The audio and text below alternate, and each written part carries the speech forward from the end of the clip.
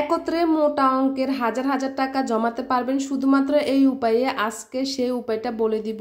আসসালামু আলাইকুম, সবাই কেমন আছেন? আশা করি অনেক অনেক ভালো আছেন। আমিও আল্লাহর রহমতে অনেক অনেক ভালো আছি। আর একটা নতুন ভিডিও নিয়ে চলে এলাম আপনাদের মাঝে। আজকে হচ্ছে আমি সকাল থেকে শুরু করলাম, আপনাদেরকে বলে দিব যে হাজার হাজার টাকা জমানোর উপায়। তার আগে হচ্ছে সকালের নাস্তাটা তৈরি করার পরে বলবো আপনাদেরকে। তো এই যে সকাল কিন্তু আমি সব সময় প্রায় রুটি বানাই। আজকে হচ্ছে এই যে খোলাজা পিঠা বানাইতেছি, কারণ আমাদের যেহেতু নোয়াখালীতে অনেক বিখ্যাত এই পিঠাটা। এটা হচ্ছে চাউলের গুঁড়া দিয়ে তৈরি করা হয়। তো চাউলের গুঁড়া দিয়ে ডিম দিয়ে এটা হচ্ছে খোলাজা পিঠাটা খুব সহজভাবে হয়ে যায়। যে চিতই পিঠা যেভাবে বানানো হয় শুধুমাত্র এই খোলা দিয়ে একটুখানি হাত দিয়ে নাড়াঝাড়া করে মেলে দিলে হয়ে যাবে খোলাজা পিঠা। অসাধারণ এই পিঠাটা, রুটির মতো খাওয়া যায়, যে কোনো সবজি মাংস সব কিছু দিয়ে খাওয়া যায় পিঠাটা। তো অনেক পছন্দ আমাদের নোয়াখালী জেলার এই পিঠাটা, কিন্তু সবাই কম বেশি সবাই পছন্দ করে। শীতকালে তো সবার ঘরে ঘরে এই পিঠাটা থাকে। তো এখানে আমি হচ্ছে বাসা বাড়িতে কিন্তু আমি নিজে বানাইতেছি, কারণ এটা আমরা পারি যেহেতু। তো একা হাতে আমি সব কিছু এই যে পিঠাগুলো এখন বানিয়ে নিয়েছি। তারপরে হচ্ছে নাস্তাটা রেডি করতেছি। এটা হচ্ছে আজকে আমরা হচ্ছে যে একটুখানি সবজি দিয়ে খাবো। আলু সিম দিয়ে একটু সবজি তৈরি করলাম, এটা দিয়ে খোলাজা পিঠাটা রুটির মতো খেয়ে নিব। অসাধারণ পিঠাটা, কিন্তু খুবই সফট, অনেক নরম। এই যে পিঠাটা খেতেও কিন্তু অসাধারণ। এটা কিন্তু আমি হাঁসের ডিম দিয়ে তৈরি করলাম। হাঁসের ডিম দিয়ে তৈরি করলে কিন্তু এটা অসাধারণ হয় সবচেয়ে বেশি। তা আমি পিঠাটা আপনাদেরকে আরও কাছ থেকে ভালোভাবে দেখিয়ে দিচ্ছি কতটা সফট, কতটা সুন্দর হয়েছে পিঠাটা। এই যে অনেক সফট, একেবারে হাত দিয়ে এমনিতে মুড়লেই কিন্তু সফট হয়ে যায়, দেখলে বোঝা যায়। তো পিঠাগুলো কিন্তু এই যে অসাধারণ হয়েছে, খুব জালি জালি খোলা জালি পিঠা এটাকে আমরা বলি, বা খোলাজা পিঠা যেটাই বলতে পারে, কোনো সমস্যা নাই। যাই হোক, নাস্তাটা খেয়ে নিয়েছি। এরপরে দেখাবো আপনাদেরকে কিভাবে মোটা অঙ্কের হাজার হাজার টাকা জমানোর উপায়। এই যে এটা একটা আসলে মগের মধ্যে যে অসাধারণ একটা জিনিস আসে, সেটা কিন্তু আসলে আপনারা বলতেই পারবেন না কি আছে এই মগের ভিতরে। আর আমার পাশে কিন্তু টাকাও আছে। তা আমি কিভাবে একত্রে মোটা অঙ্কের টাকাটা জমিয়ে ফেললাম একেবারে খুব সহজ উপায়, সেটাই দেখাচ্ছি এখন।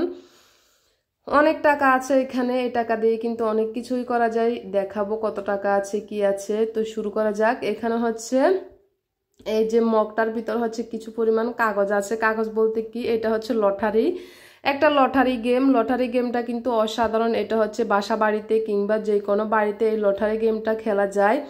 যে বাসা বাড়িতে হচ্ছে যে পাশের ফ্ল্যাটের উপরের নিচের সবাই মিলে কিন্তু আমরা এখানে একটা লটারি করলাম।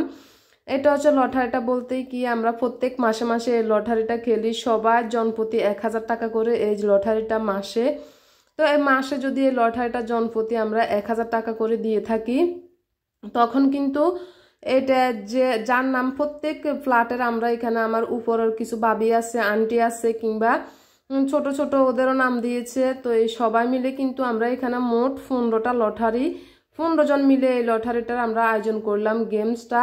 তো 2-3টা মোটামুটি এখানে শেষ হয়ে গেছে, 2-3 মাস শেষ হয়ে গেছে। এখন কিন্তু এই মাসে পেয়ে গেলাম আমি এই লটারিটা। তো এই যে আমার ছেলের নাম কিন্তু শাওন, আপনাদেরকে দেখাবো। আজকের লটারিতে কিন্তু আমি পেয়েছি, এই জন্য কিন্তু আপনাদেরকে দেখিয়ে দিলাম আজকের লটারিতে আমি পেলাম। তার আগে আমি হচ্ছি এই যে আমার ছেলের নাম হচ্ছে শাওন, তো আমার ছেলের নামটাই দিয়েছি, তো ছেলের নামটাই উঠলো। তো একত্রে কিন্তু একসাথে এই লটারিতে এই যে এখন আমি পেয়ে গেলাম। তারপরে কিন্তু মাস হিসেবে মানে যে আমরা 15 জন মিলিয়ে আমরা এটা হচ্ছে গেমসটা খেললাম। তো 15 জন মিলে খেলার পরেই কিন্তু প্রত্যেক 15 মাস পর্যন্ত কিন্তু আমরা এই লটারিটা খেলবো, 15 মাস পর্যন্ত। তো এখানে আমরা প্রত্যেক মাসে 1000 টাকা করে জমা দিই, যার নাম উঠে সে 15,000 টাকা পেয়ে যায়। এটাই হচ্ছে লটারির মেইন নিয়ম। তো এই মাসে হচ্ছে আমি পেয়ে গেলাম 15,000 টাকা। আর এটা হচ্ছে অসাধারণ, একসাথে কিন্তু মোটা অঙ্কের টাকা পেয়ে গেলাম। তো মোটা অঙ্কের টাকা দিয়ে আমরা যেহেতু অল্প স্বল্প টাকা দিয়ে কিন্তু আমরা কোনো কাজ করতে পারি না। মোটা অঙ্কের টাকা হলো আমরা যে কোনো একটা জিনিসপত্র আসবাবপত্র সবকিছু কিনতে পারি। একত্রে কিন্তু এই যে আমি এই যে মোটা অঙ্কের টাকাটা পেয়ে গেলাম 15,000 টাকা, যে কোনো কিছুই আমি এই টাকা দিয়ে করতে পারি। তার আগে হচ্ছে আমি আরেকটা বাসায় ছিলাম, তো ওখানে কিন্তু আমি ওইখান থেকেও আমি এরকম লটারি সিস্টেমটা করে কিন্তু অনেক টাকা পেলাম। পেয়ে আমি হচ্ছে প্লাস্টিকের টেবিল চেয়ার কিনলাম, যেহেতু কাঠের না প্লাস্টিকেরটাই কিনলাম। তো এরকম করে কিন্তু আমরা এই লটারির সিস্টেমটা করে কিন্তু যে কোনো আসবাবপত্র যে কোনো আমাদের চাহিদা পূরণ করতে পারি। আমাদের স্বপ্ন, অনেক স্বপ্ন থাকে অনেক কিছু কেনাকাটা করার, সেই স্বপ্নগুলো এরকম করে কিন্তু লটারি দিয়ে আমরা স্বপ্নটা পূরণ করতে পারি। আপনারাও পারবেন আপনাদের আশেপাশে কিংবা গ্রামের বাড়িতে হলো যে বাড়িতে আশেপাশের লোকজন মিলে কিন্তু এই লটারিটা সিস্টেম করে হচ্ছে আপনারা অনেক টাকা জমাতে পারবেন, কিংবা বাসা বাড়িতে হলে উপরের নিচের পাশের বাসার এরকম কয়েকজন মিলে কিন্তু একসাথে 15 জন কিংবা 20 জন মিলে আপনারা কিন্তু এই লটারি সিস্টেমটা করতে পারেন। কিংবা আপনারা এক ঘরে দুইটা নামও দিতে পারেন যে 1000 করে 2000 করে প্রত্যেক মাসে, তাহলে কিন্তু অনেক টাকাও পেয়ে যাবেন। তো এরকম করে এই লটারি সিস্টেমটা করলে আসলে কিন্তু অসাধারণ। আমার হাতে চলে এলো 15,000 টাকা। এই টাকা দিয়ে আমি আমার একটা স্বপ্ন পূরণ করব, যে কোনো কিছু কেনাকাটা করতে পারবো, এটা যেহেতু মোটা অঙ্কের টাকা। তো এরকম করে আপনারাই কিন্তু আমি এই সহজ উপায়টা বলে দিয়েছি, আপনারা সহজ একসাথেও কিন্তু আপনারা টাকাটা জমা দিবেন না যে মাসে কিন্তু 1000 টাকা কোন দিন আপনার নামটা যে কোনো মাসে উঠে যেতে পারে আপনার লটারিটা, তখন কিন্তু আপনি একসাথে পেয়ে গেলেন এই যে মোটা অঙ্কের টাকাটা, যে কোনো একটা কাজে করে নিতে পারবেন। হয়তো বা প্রথম মাসে পেয়ে গেলাম কিংবা দ্বিতীয় মাসে কিংবা যে কোনো মাসে কিন্তু একত্রে টাকাগুলো ফেলে কিন্তু যে কোনো একটা কাজে করতে পারবেন। তো উপায়টা আপনাদেরকে বলে দিলাম, দেখিয়ে দিলাম। এরপর হচ্ছে আমাদের এই যে বাজার নিয়ে আসলো, সকাল সকাল কিছু বাজার নিয়ে আসলো, কাঁচা বাজার। আসলে যেহেতু এখন শীতকালে কিন্তু যে কোনো অনেক ধরনের সবজি পাওয়া যায়, সুন্দর সুন্দর টাটকা টাটকা তাজা সবজিগুলা। তো অনেক ধরনের যে সবজি নিয়ে আসলো, আর কিছু পরিমাণ মাছ নিয়ে আসলো। তো এগুলো হচ্ছে এখন আমি বের করছি, সবজিগুলো আমি সুন্দরভাবে প্যাকেটিং করে রেখে দিব নর্মাল ফ্রিজে, আর মাছগুলো হচ্ছে ধুয়ে পরিষ্কার করে আমি রাখবো ফ্রিজে। যে আলু নিয়ে আসলো, আলুর দাম আসলে অনেক অনেক বেশি ছিল কিছুদিন আগে, এখন কিন্তু নতুন আলুর দামগুলো অনেকটাই কমে গেছে, এই জন্য খুবই ভালো লাগে। আলু কিন্তু আমাদের সব সময় আসলে কম বেশি সবাই লাগে, কেউ কম খায় কেউ বেশি খায়, কিংবা দৈনন্দিন জীবনে আসলে আমাদের আলুর খুব প্রয়োজন হয়। তো যাই হোক অনেক ধরনের সবজি নিয়ে আসলো, দেখতেই পারছেন আপনারা, বেগুন, ফুলকপি, মূলা, সিম, তারপরে গাজর, টমেটো, অনেক কিছুই নিয়ে আসলো এখানে সবজিগুলা। এখানে হচ্ছে তেলাপিয়া মাছ, পাশে রুই মাছ আছে, আর এখানে হচ্ছে চিংড়ি মাছ। চিংড়ি মাছ কিন্তু আমার অনেক পছন্দের, চিংড়ি মাছ দিয়ে যে কোনো তরকারি রান্না করলে কিন্তু অসাধারণ হয়, খুবই ভালো লাগে। তো এগুলো হচ্ছে আমি রেখে দিব এখন। এই পাকে হচ্ছে আমি চিংড়ি মাছগুলো খোসা সহ কিন্তু প্যাকেট করে রাখবো, কারণ খোসাটা আমি ফেলে রাখবো না, তাহলে কিন্তু চিংড়ি মাছগুলো শুটকি শুটকি ভাব হয়ে যায়। এই জন্য খোসা সহ যেভাবে আসে সেভাবে আমি পরিমাণ মতো যেটুকু রান্না করব তরকারি দিয়ে ওই পরিমাণ মতো ফলের মধ্যে সুন্দরভাবে ঢুকিয়ে হচ্ছে ফ্রিজে রেখে দিব, আর বাকি মাছগুলো আমি ধুয়ে পরিষ্কার করে বাক করে রেখে দিব। আমরা কিন্তু সবসময় এরকম করে রাখি। আসলে সুন্দরভাবে যদি সংসারও যদি সুন্দরভাবে চলা যায় হিসেব করে, তাহলে কিন্তু এখানেও কিন্তু আমরা অনেক টাকা সেভ করতে পারি। আমাদের এটা হচ্ছে আমাদের গৃহিণীদের আসলে সব কিছুই আমাদের হাতে। আমরা যদি সুন্দরভাবে সংসারটাকে গুছিয়ে একটু হিসেব করে চলি, তাহলে কিন্তু আমরা টাকাও জমাতে পারি, সব কিছুই করতে পারি। যাই হোক এখানে হচ্ছে আজকে রান্না করার জন্য আমি ফুলকপি নিয়ে নিলাম, সাথে হচ্ছে এই যে বেগুন। ফুলকপিটা আমি সুন্দরভাবে এই যে কেটে ধুয়ে, এখনো পরিষ্কার করা হয়নি, এমনিতে কেটে নিয়েছি। আর এখানে হচ্ছে অনেকগুলো বেগুন নিয়ে নিয়েছি, আজকে হচ্ছে বেগুন ভাজি করে তারপর ভর্তা করে নিব। এখানে সাথে আছে রুই মাছ, রুই মাছ দিয়ে হচ্ছে আমি ফুলকপি দিয়ে রান্না করব। আর ফুলকপির কিছু এই যে ডাঁটা নিয়ে নিলাম অল্প করে, ডাঁটাটা আসলে একটু খানিক নিলাম, আমি বেশি নিলাম না, কারণ ফুলকপির ডাঁটা অনেক বেশি হয়, এগুলা কিন্তু সবগুলো নেওয়া যায় না, অল্প করে নিয়েছি। এখন হচ্ছে যে আমি দুপুরবেলা হয়ে গেছে, আমি সবার আগে ভাত বসিয়ে দিয়েছি, সব সময় কিন্তু আমি ভাতটা আগে বসিয়ে দিই। আর এখানে একটা ফ্রাই প্যান বসিয়ে দিলাম, ফ্রাই প্যানে হচ্ছে আমি এখন মাছটা ভেজে নিব। মাছ ভাজার পরে কিন্তু আমি মাছটা ভেজে ফুলকপি দিয়ে রান্না করব। এই যে ফুলকপিও আছে সাথে পানির ভিতর ভিজিয়ে রেখেছি। আর এখানে হচ্ছে মাছটা আমি হলুদ লবণ দিয়ে মেখে নিয়েছি, এখন হচ্ছে মাছটা ভেজে নিব। তো আমাদের দৈনন্দিন জীবনের কাজটাই আমাদের এরকম হয়, সকাল থেকে নাস্তা তৈরি করা, তারপরে হচ্ছে দুপুরবেলা রান্না বান্না, বিকেলের নাস্তা, সব সময় কিন্তু আমাদের কাজের ব্যস্ততার মধ্যে আমাদের দিনগুলা যায় এরকমভাবে।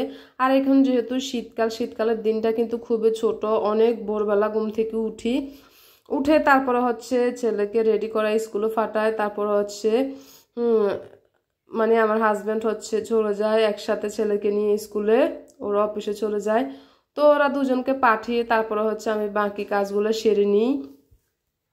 তো এখানে আমার মাছ ভাজা হয়ে গেছে, এখন হচ্ছে ফুলকপিটা রান্না করব। এই যে তো এখন এই যে মাছটা কষানো হয়ে গেছে, তারপরে হচ্ছে আমি ফুলকপির যে ডাঁটাগুলো ওটা দিয়ে দিব। ওটা একটু সিদ্ধ হলে, ডাঁটাগুলো সিদ্ধ হওয়ার কিছুক্ষণ পরে কিন্তু আমি ফুলকপিগুলো দিয়ে দিব। এখন আর ফুলকপির সাথে সাথে দিব না। তো এই যে ঢাকনাটা দিয়ে দিলাম কিছুক্ষণ সিদ্ধ হওয়ার পরে এই যে আমি চলে এলাম। এখন হচ্ছে অনেক পরিমাণ সিদ্ধ হয়ে গেছে ডাঁটাগুলো। এখন হচ্ছে আমি ফুলকপিগুলো দিয়ে দিব। আর আমি কিন্তু সব সময় এই ধরনের এই যে পানির ভিতর ভিজিয়ে হচ্ছে তারপরে তরকারিটা দিয়ে থাকি, এরকম করে চেকে চেকে পানির থেকে দিই তরকারি। তো ফুলকপিটা এখন দিয়ে দিলাম, একটুখানি আলতো করে নাড়াচাড়া করে দিলাম। তারপর হচ্ছে ঢাকনাটা দিয়ে দিব। আর ফুলকপি কিন্তু বেশিক্ষণ নাড়াচাড়া করা যায় না, কারণ ভেঙে যেতে পারে, এই জন্য। এখন হচ্ছে আমি মাছ ভাজির যে কড়াইয়ের মধ্যে কিছু পরিমাণ তেল আছে, আমি সেই তেলের ভিতর হচ্ছে যে বেগুনগুলা ভেজে নিব। একটু তেলটা গরম হয়েছে কিনা দেখলাম, তারপর হচ্ছে যে বেগুনটা দিয়ে দিব। আর আমি বেগুনটাকে এই যে ছুরি দিয়ে একটুখানি এঁকে গড় করে দিয়েছি, এতে করে বেগুনটা একটুখানি তাড়াতাড়ি সিদ্ধ হয়ে যায়। তারপর হচ্ছে এখানে তেলটা একটু কম টানে, কারণ তেল কিন্তু বেগুন ভাজাতে অনেক বেশি পরিমাণ যায়। তো যদি বেগুনটাকে এভাবে একটুখানি এঁকে এঁকে হচ্ছে আমরা ভাজি করি, তাহলে খুব সহজে বেগুন ভাজাটা হয়ে যায়। তো আমার বেগুন ভাজাটা মোটামুটি এগুলো হয়ে গেছে, আরও কিছু বেগুন আছে, ওগুলো ভেজে করে নিব। আসলে আজকে একটু বেশি করে বেগুন ভাজাটা করলাম, কারণ কি আমার থেকে কিন্তু সবচেয়ে বেগুন ভাজির থেকে বেগুন ভর্তাটা বেশি পছন্দর। তো যেহেতু ভর্তা করব, এই কারণে কিন্তু অনেক বেশি পরিমাণ ভর্তাটা করতেছি। তো বেশি করে ভর্তা করব, এই জন্য অনেক বেশি পরিমাণ বেগুনগুলাকে বাছতেছি। আর এই পাখে মোটামুটি আমার রান্নাগুলো হয়ে গেছে কমপ্লিট। এই যে টমেটো দিয়ে তারপরে মাছ দিয়ে ফুলকপি, একটুখানি টমেটো দিলাম ফুলকপির ভিতর, তাহলে কিন্তু একটু টেস্টটা ভালোই আসে। তো আমার ফুলকপি মাছ রান্না হয়ে গেছে। আর এখানে হচ্ছে বেগুন ভাজিটাও হয়ে গেছে। বেগুন ভাজির আমি ভর্তা করার জন্য এখানে শুকনো মরিচটা টেলে নিয়েছি। তারপর হচ্ছে এখানে পেঁয়াজ এগুলো নিয়ে নিয়েছি রেডি করে। এখন হচ্ছে আমি বেগুন ভর্তাটা করে নিব। এই যে আমার বেগুন ভর্তাটা রেডি হয়ে গেছে। তো কেমন হয়েছে আজকে আমার ভিডিওটা, বেগুন ভর্তা ফুলকপি রান্না সবকিছু মিলে মোটামুটি আমার রান্না বান্না শেষ। তা আজকের মতো এখানে শেষ। সবাই ভালো থাকবেন, সুস্থ থাকবেন। আল্লাহ হাফেজ।